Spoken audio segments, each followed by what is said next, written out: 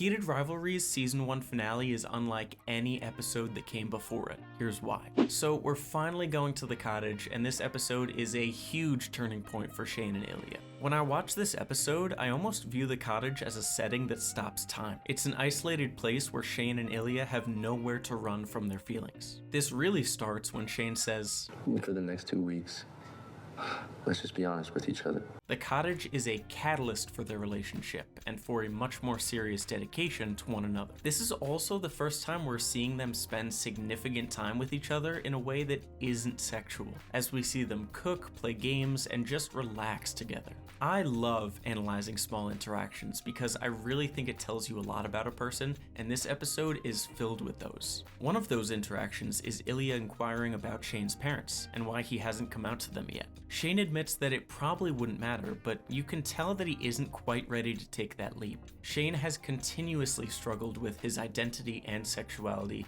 and you can kind of get the notion that in the back of his head, he still believes being gay is kind of wrong. I think he has these expectations and this idea of, especially from his mother, what his life is supposed to be, and the weight of those expectations really bears heavy on him. Another great scene is when they're by the fire, and we of course get our "What the f was that? Stupid Canadian wolf bird." Which of course is hilarious, but we also get a vulnerable Ilya. He opens up to Shane about his mom and how she ended her life when he was just 12 years old. This moment is especially powerful because Ilya specifically says, "I don't want you to think she was weak," which says a lot about suicide, maybe especially in Russia, and how people view it. The scene just goes to show how much respect and love Ilya has for his deceased mother, and how Shane, of course, isn't going to think she's weak and is very understanding. My personal favorite funny moment from the episode is when Shane is giving Hayden a call, and Ilya, how do I say this? Messes with him. Seeing him slap away Ilya and like his facial reactions during this entire interaction is so funny. It might be my favorite moment from the entire series. A super significant tiny moment that happens right after that is when Ilya says, "'Cause you like to be bad." And Shane says, "That's not what this is." The days of them sneaking around being bad are over, as they're moving closer to a real relationship now. Speaking of moving towards a real relationship, Ilya mentions that he might want to marry Svetlana to gain American citizenship, and this causes a bit of a problem. Shane gets upset with this, and we can see that even though the marriage would be for legal reasons, he doesn't want them to be married because he wants to marry Ilya. I'm assuming, shit, if I'm wrong, I'm wrong, but I better get a wedding scene at some point in time, maybe season 3, 4, or 5. I don't know how many they're gonna do, but if I don't get that wedding scene, I'm gonna crash out. In this episode, there are a bunch of super small scenes that might not look important at first glance, but when you really dive into them, have a lot of weight for the long-term future. Another example of this is when Shane suggests to Ilya that once he's a free agent, he should sign with Ottawa. This is a big moment in terms of them actually planning going forward now that they're envisioning themselves together. The idea is for Ilya to play in Ottawa, not too far from Montreal, for them to start a charity, and for it to be for suicide prevention and other mental health services, which is super sweet and just a nice tie-in to his mom. Ilya also says the line, "She would have loved you," and that is just so heartbreaking and just really sweet. I don't know. They also have their "I love you" scene, which, to be honest, and raise the pitchforks, I know, get the torches out, it wasn't my absolute favorite. I do think it's still sweet though, and they kind of cry in each other's arms afterwards, so it was nice. It was nice. Like I mentioned in my past video, the cinematography showing them growing closer and closer together, especially with a sun in the background, is just incredible, and in this episode, they're finally together side by side. The big oh f*** moment in this episode, though, comes at the very end when Shane's dad sees them kissing. Shane is freaking the f*** out, alright? This is like his literal nightmare, and in the grand scheme of things, it really shouldn't be because these are just his parents, and it's not the whole world.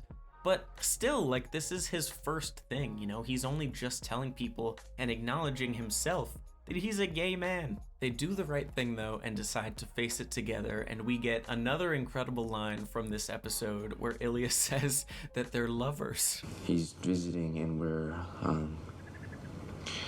lovers. No, Ilya, that's gross. Shane gets the classic grilling by his parents. Everybody's been there, where your parents just start asking you a jillion questions and it's just bam, bam, bam, bam, bam. But it is super sweet to see the four of them all together at this dinner table, kind of talking it out. We also get Ilya sliding the word boyfriend in there, and again, this is significant because it's the first time they're officially acknowledging their relationship. But this is a lot for his mom, okay? I mean, again, his mom likes to plan out his entire life, Shane's life, and there are brand deals and all these different things to think about.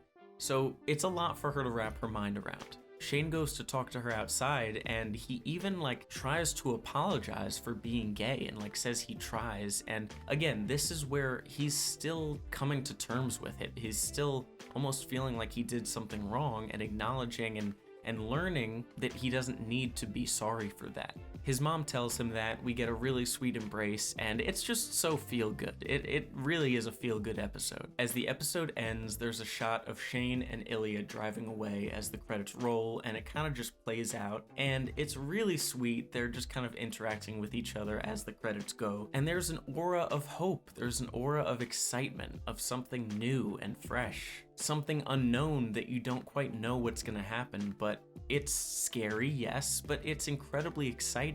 This is where I also want to point out that the series totally could have started right here. Season 2 could have been the start of this show, where it's just okay, these two men are in a relationship with each other already.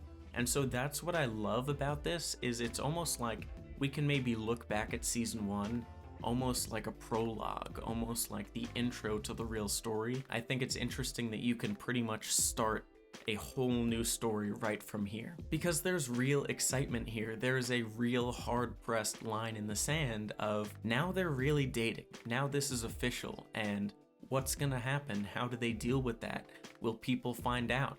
All of these questions that may or may not get answered in season 2, but are certainly going to be addressed in some way, shape, or form. That's my analysis of The Cottage. I think it's generous to even call that an analysis. It's more like a rant, but I really love this episode because, especially contrasted with episode 5, where it's all these super heavy conversations and the dialogue is really drawn out and they let those conversations go on, episode 6 is very short. These scenes are pretty quick yet very significant, and it's a very cozy vibe. It's very funny and still a great heartwarming and excitement hopeful tone for the future. Will you come to my cottage this summer? Thanks so much for watching. Love you guys for all the support on the first video, and I'll see you next time.